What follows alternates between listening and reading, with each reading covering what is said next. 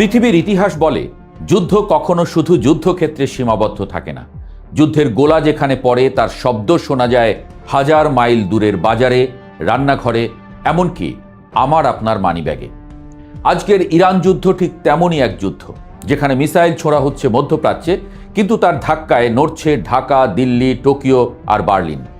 এখন কথা হলো, এই যুদ্ধের আগুন কে নেভাবে আর কে আগুনে ঘি ঢালছে? সাধারণ মানুষ যুদ্ধকে দেখে মানচিত্রে রং বদলানোর ঘটনা হিসেবে, কিন্তু প্রকৃতপক্ষে যুদ্ধ হলো অর্থনীতির জ্বর, রাজনীতির পরীক্ষা এবং সভ্যতার ধৈর্যের সীমা যাচাইয়ের মুহূর্ত।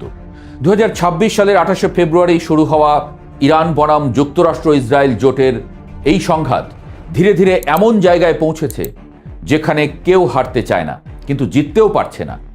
একে বলে বাঘে গরুতে এক ঘাটে পানি খাওয়া। তবে এখানে পানি নয়, আগুন। এখন প্রশ্ন উঠতেই পারে, যুদ্ধটা শেষ হবে কিভাবে? বিশ্ব আজ যুদ্ধ থামাতে মরিয়া, কারণ যুদ্ধ যত দীর্ঘ হচ্ছে তত স্পষ্ট হচ্ছে এটি আর দুই দেশের সংঘাত নয়, এটি বৈশ্বিক স্থিতিশীলতার প্রশ্ন। ডোনাল্ড ট্রাম্প যখন 15 দফার শর্ত ঘোষণা করলেন, তখন সেটি শান্তির প্রস্তাবের চেয়ে বেশি মনে হলো বিজয়ের ঘোষণা, যেন যুদ্ধ শেষ হওয়ার আগেই বিজয় মঞ্চ প্রস্তুত করা হচ্ছে। শর্তগুলোর ভাষা এমন, ইরান যদি এগুলো মানে তাহলে ইতিহাস বলবে আমেরিকা জিতেছে। ইউরেনিয়াম সমৃদ্ধকরণ বন্ধ, ক্ষেপণাস্ত্র সীমিত, প্রক্সি শক্তি ত্যাগ, সব মিলিয়ে এটি মূলত ইরানের কৌশলগত শক্তি ছাঁটাইয়ের তালিকা। অন্যদিকে ইরানের পাল্টা 5 শর্ত শুনলে মনে হয় ইতিহাস নতুন করে সাজাতে চাচ্ছে তারা। ইরান বলছে হামলা বন্ধের স্থায়ী নিশ্চয়তা চাই, ক্ষতিপূরণ চাই, মার্কিন ঘাঁটির সীমাবদ্ধতা চাই, আর হরমুজ প্রণালীর উপর সার্বভৌমত্বের স্বীকৃতি চাই।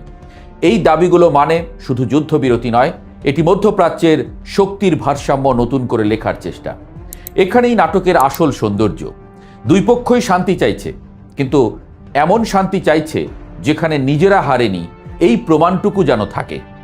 যুদ্ধের এক অদ্ভুত নিয়ম আছে, যুদ্ধ শুরু হয় আত্মবিশ্বাস দিয়ে, কিন্তু শেষ হয় হিসাব নিকাশ দিয়ে। এখন সেই হিসাবের সময় এসেছে, কারণ যুদ্ধক্ষেত্রে যত ক্ষতি হয়েছে তার চেয়ে বড় ক্ষতি হয়েছে অর্থনীতিতে। হরমুজ প্রণালী বন্ধ হয়ে যাওয়ার পর পৃথিবী হঠাৎ বুঝতে পারল বিশ্বায়ন আসলে কতটা ভঙ্গুর।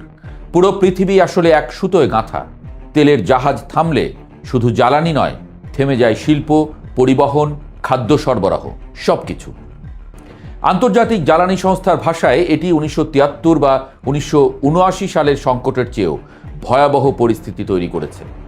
বাংলাদেশের মতো দেশের মানুষ হয়তো ভাবছে, এত দূরের যুদ্ধ আমাদের কি করবে? কিন্তু বাজারে যখন জ্বালানির চালান না পাওয়ার কারণে চাকা বন্ধ হয়, পরিবহন খরচ বাড়ে, তখন যুদ্ধের দূরত্ব শূন্য হয়ে যায়। যুদ্ধ তখন সংবাদ নয়, যেন ঘরের বাস্তবতা। এই পরিস্থিতিতে কাতার, তুরস্ক, মিশর, পাকিস্তান সবাই মধ্যস্থতার চেষ্টা করছে, কারণ তারা জানে যুদ্ধ দীর্ঘ হলে কেউ নিরাপদ থাকবে না। মধ্যপ্রাচ্যের আগুন কখনো সীমানা মানে না। কিন্তু শান্তির পথে সবচেয়ে বড় বাধা অস্ত্র নয়, অবিশ্বাস। গত কয়েক বছরে এত চুক্তি ভেঙেছে যে এখন কোনো পক্ষই অন্য পক্ষের প্রতিশ্রুতি বিশ্বাস করতে চায় না।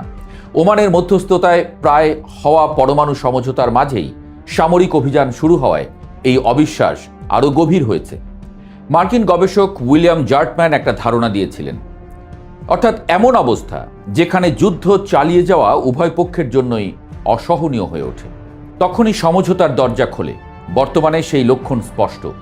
ইরানের ক্ষেপণাস্ত্র মজুদ কমেছে, নৌ সক্ষমতা ক্ষতিগ্রস্ত হয়েছে, নেতৃত্ব কাঠামো চাপের মুখে।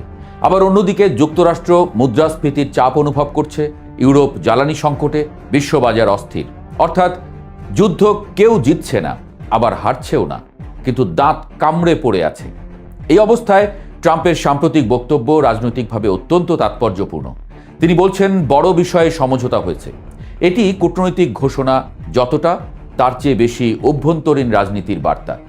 যুদ্ধ থেকে সম্মানজনক বের হবার পথ তৈরি করা, এটিও এক ধরনের কৌশল। কারণ সুপার পাওয়ার কখনো স্বীকার করে না যে সে ক্লান্ত হয়েছে, সে বলে মিশন সম্পন্ন হয়েছে। অন্যদিকে ইরানও সাময়িক যুদ্ধবিরতিতে আগ্রহী নয়। তারা জানে অস্থায়ী বিরতি মানে প্রতিপক্ষ শক্তি পুনর্গঠন করবে এবং যে কোনো সময় আবার হামলা হতে পারে। তাই তারা স্থায়ী নিরাপত্তা নিশ্চয়তা চাইছে। এই দাবির মধ্যে শুধু সামরিক নয়, মনস্তাত্ত্বিক হিসাবও আছে। এখন প্রশ্ন দাঁড়ায়, এই চুক্তির জামিনদার কে হবে? পাকিস্তান, তুরস্ক বা মিশর মধ্যস্থতা করতে পারে, কিন্তু নিরাপত্তা নিশ্চয়তা দিতে পারে না। এখানেই চীনের গুরুত্ব সামনে আসে। বেইজিংয়ের জ্বালানি নিরাপত্তা সরাসরি মধ্যপ্রাচ্যের স্থিতিশীলতার উপর নির্ভরশীল। ফলে চীন এমন এক পক্ষ যার স্বার্থ শান্তির সঙ্গে গভীরভাবে জড়িত। যদি ওয়াশিংটন ও বেইজিং একসঙ্গে আলোচনার কাঠামো তৈরি না করে, তাহলে এই শান্তি প্রচেষ্টা দীর্ঘস্থায়ী হওয়ার সম্ভাবনা কম। অতীতে ফিরে তাকালে দেখা যায়, যুদ্ধ শেষ করা কঠিন নয়, কঠিন হলো শান্তিটা ধরে রাখা। প্রথম বিশ্বযুদ্ধ শেষ হয়েছিল দ্রুত, কিন্তু ভুল শান্তি চুক্তিই দ্বিতীয় বিশ্বযুদ্ধের জন্ম দিয়েছিল। ইরান যুদ্ধ সেই সন্ধিক্ষণে দাঁড়িয়ে। এখন যে সমঝোতা হবে, সেটি যদি শুধু যুদ্ধ থামায় কিন্তু সংঘাতের কারণ দূর না করে, তাহলে এটি হবে বিরতির গল্প, শান্তির নয়। বর্তমান পরিস্থিতি তাই দুই সম্ভাবনার মাঝখানে ঝুলছে। একদিকে ধাপে ধাপে সমঝোতা, প্রথমে হরমুজ খুলবে, হামলা বন্ধ হবে, তারপর দীর্ঘমেয়াদী পারমাণবিক আলোচনা। অন্যদিকে দীর্ঘ অচলাবস্থা, যেখানে যুদ্ধ চলবে কম তীব্রতায় কিন্তু দীর্ঘ সময় ধরে। আর তৃতীয় সম্ভাবনা ইরানের অভ্যন্তরীণ পরিবর্তন, যা পুরো সমীকরণ বদলে দিতে পারে। ইতিহাসে বহু যুদ্ধ বাইরের আঘাতে নয়, ভেতরের ক্লান্তিতে শেষ হয়েছে। আজ পৃথিবী যে কারণে যুদ্ধ থামাতে মরিয়া, সেটি মানবিকতার জন্য যতটা, তার চেয়ে বেশি বাস্তবতার জন্য, ব্যবসায়ের জন্য। বিশ্ব অর্থনীতি আর এই চাপ নিতে পারছে না। আধুনিক যুগে পূর্ণ বিজয় বলে কিছু নেই, আছে শুধু ক্ষতির মাত্রা কমিয়ে আনার চেষ্টা। মধ্যপ্রাচ্যের আকাশে এখনো ড্রোন উড়ছে, কূটনীতিকরা এখনো বৈঠক করছে, আর বিশ্ব অপেক্ষা করছে কে আগে চোখ নামাবে। কারণ কখনো কখনো শান্তি আসে সাহস দিয়ে নয়, ক্লান্তি দিয়ে। এবং সম্ভবত আমেরিকা, ইসরায়েল, ইরান যুদ্ধ এখন সেই ক্লান্তির দোরগোড়ায় দাঁড়িয়ে আছে। যুদ্ধের শেষে দেখা গেল যে যার মতো করে জয়ী, শুধু পৃথিবীটাই হেরে গেল। আর সত্যিটা সম্ভবত সেটাই।